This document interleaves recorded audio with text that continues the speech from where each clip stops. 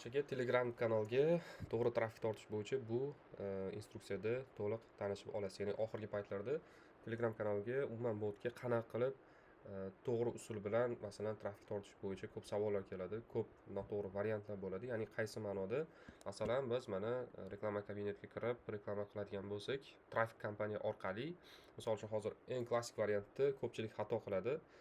Mana trafik kompaniyani tanladik, okey. Buni davom etib agar masalan ko'rsatadigan bo'lsak, ya'ni mana bu joyga link qo'yadigan bo'lsak, qani link?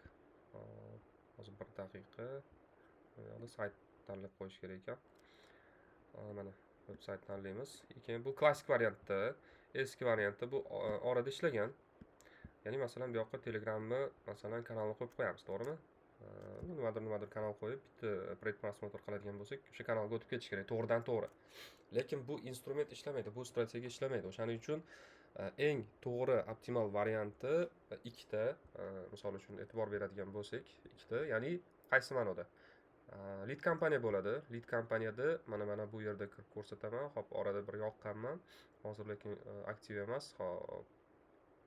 Mana bu kompaniyani ichiga kiradigan bo'lsak, mana bu yerda turibdi. Deylik mana 13-14 sentdan tushgan. Misol uchun mana ichida bor. Xo'p, endi bu yoqda lead kompaniya bo'ladi. Lead kompaniyada xuddi saytga odamlar haydaymiz. Bu uchun bizga kerak bo'ladi. Ya'ni birinchi variantda landing page orqali kanalga odam olib kirish. Eng optimal, eng arzon usullardan bittasi. Eng birinchisi, ya'ni eng arzon usulni birinchisi. Xo'p, nima bo'ladi? Bu uchun bizga bitta landing page kerak bo'ladi. Endi hozir o'zim saytim unaqa yaxshi holatda emas, ya'ni optimizatsiya qilish kerak. O'sha holatda mana bu proyekt bo'yicha misol uchun ko'rsataman. Nima deydi? Alisher Isayevning proyekti, to есть. Endi landing pagega ism familiya yozadi. Yozganidan keyin misol uchun to'ldirib misol uchun jo'natgandan keyin u kanalga olib kiradi.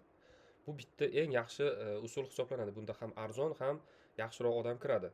Bu birinchi usul. Ikkinchi usuli Instagramda ma'lum bitta, misol uchun tak hop qayerda bitta ko'rsataman. Mana 22 raqamni yozsa, o'sha kanal linkini jo'natadi. Ya'ni bu nima degani? Agar siz masalan bitta video qo'yib, uni tagida deylik keywords bo'ladigan bo'lsa, ya'ni aytaylik biror kalit raqam yoki so'z bo'ladigan bo'lsa, o'sha kalit so'zni yozsa, unga direct orqali linkini jo'natadi kanalga va o'sha orqali qo'shiladi. Mana shu ikkinchi usuli hisoblanadi. Ya'ni agar masalan siz kanalga trafik haydamoqchi bo'lsangiz, odam olib kirmoqchi bo'lsangiz, e'tibor beradigan bo'lsak, zapiskchilar ham masalan trafik haydasa, xuddi shu mana bu usuldan foydalanadi. U yoki bu usuldan farqi yo'q. Asosan mana shu landing page orqali. O'shaning uchun e'tibor berishimiz kerak bo'lgan narsa bu uchun bizga kerak bo'ladi.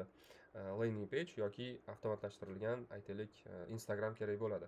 Mana shu ikkita aytaylik instrument orqali va lead kompaniya qilish orqali biz kanalimizga trafik tortamiz. Xudo xohlasa bugun jonli efir bo'ladi. Aynan strategiyalar mavzusida, sun'iy intellektlar bo'yicha targetdagi o'rni haqida. Xudo xohlasa mana shu jonli efirda biz to'liq deylik yangi bilimlarni olamiz. O'sha jonli efirni o'tkazib yubormang, ko'rishamiz. Videoni yaqin tanishlarga, targetologlarga jo'natib qo'yishni unutmang.